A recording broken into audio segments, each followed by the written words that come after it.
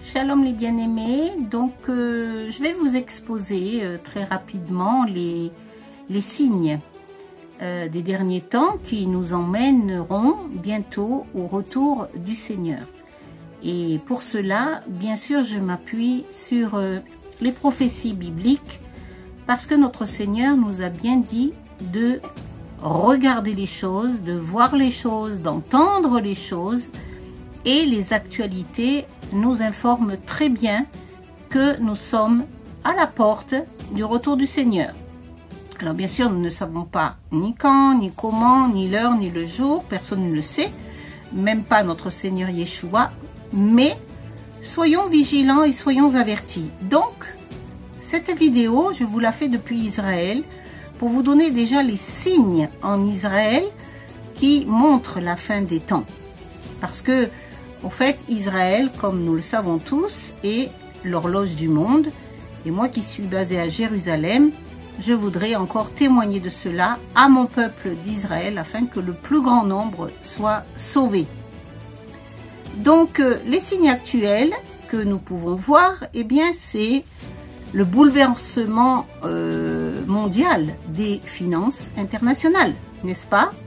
Depuis que le président Trump aux États-Unis a augmenté les prix et le combat avec la Chine et de partout du reste du monde, eh bien, cela pose un véritable problème mondial, n'est-ce pas? Et nous sommes dans ces temps de finances internationales qui sont très graves parce que ça n'annonce pas un bon futur.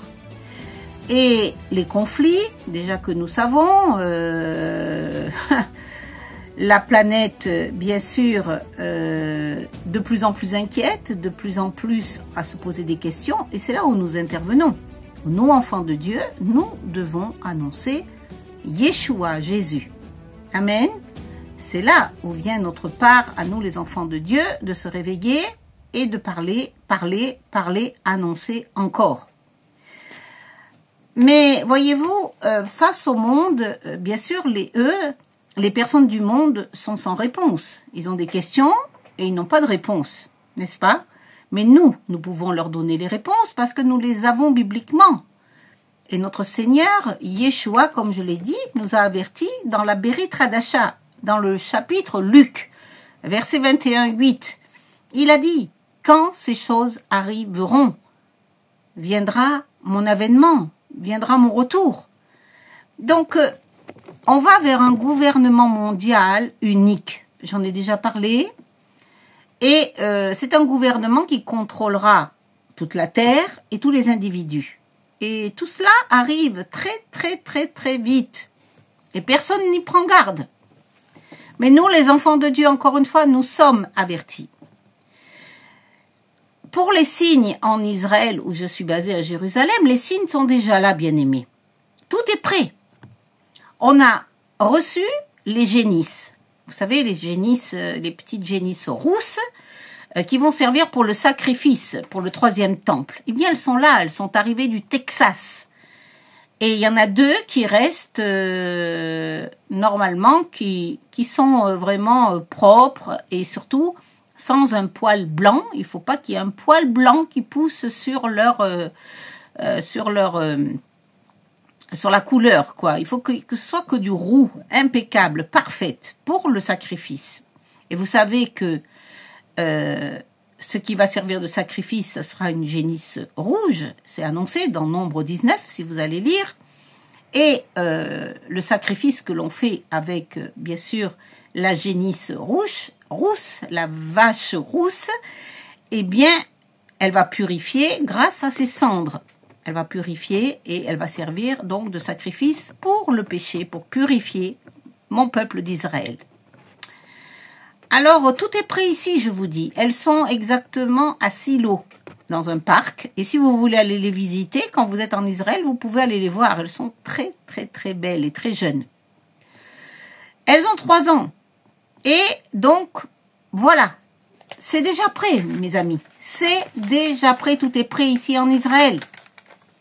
Ensuite, le 2e signe. Il y a l'Institut du Temple. Si vous êtes venu en Israël, à Jérusalem, vous avez visité l'Institut du Temple. Là aussi, tout est prêt. Quand vous allez visiter, vous pouvez voir donc tous les ustensiles qui vont servir pour le 3e temple, grandeur nature. Et la menorah, bien sûr, elle est à l'extérieur, mais elle est là aussi. Donc, les 100 sacrificateurs, depuis 5 ans déjà ici en Israël, ils étudient les rituels de l'ancienne alliance du Tanakh, des sacrifices d'animaux. Ils sont déjà dans cette étude pour revenir, pour pratiquer les sacrifices. Et qu'est-ce qu'ils attendent finalement? Eh bien, ils attendent le permis de la Knesset pour reconstruire le 3e temple sur l'esplanade. Voilà, ils ont réanimé également les 3 fêtes à Jérusalem, c'est-à-dire la Pâque, Pessah, Pentecôte, Shavuot et Sukkot, la fête des tabernacles. Et ces cérémonies des sacrifices, ils la pratiquent déjà. Donc ils sont prêts aussi. Et comme nous, enfants de Dieu, nous sommes le temple du Saint-Esprit, eh bien, nous ne pouvons participer à ce 3e temple. C'est impossible. Nous sommes le temple du Saint-Esprit. Donc ça, c'est pour mon peuple d'Israël qui est encore sous la domination des rituels de l'Ancienne Alliance, parce qu'ils n'ont que l'Ancienne Alliance pour toutes les références. On ne peut pas leur en vouloir, parce qu'ils n'ont pas reconnu Yeshua Mashiach. Donc ils vont recommencer les rituels, le sacrifice et la construction du 3e temple. Et tout est là, je vous dis. Donc, franchement, nous sommes vraiment proches. En plus, les actualités de l'Orient ici, en Israël, eh bien, on est en train de parler des accords d'Abraham. Les accords d'Abraham, vous le savez, Trump est en train d'élargir, il essaye en ce moment d'élargir avec de nombreux pays arabes un accord de paix avec Israël. Parce qu'ils veulent recréer Gaza en demandant la coopération des pays arabes. Et bien sûr, en incluant Israël. Alors, on parle, et vous l'entendez, par tous les présidents de l'Europe, des nations, la nécessité d'une paix.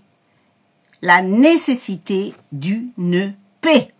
Et cette alliance, mes bien-aimés, eh bien, elle va se confirmer.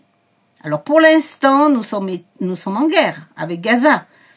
Israël ne donne plus depuis 2 mois les vivres à Gaza.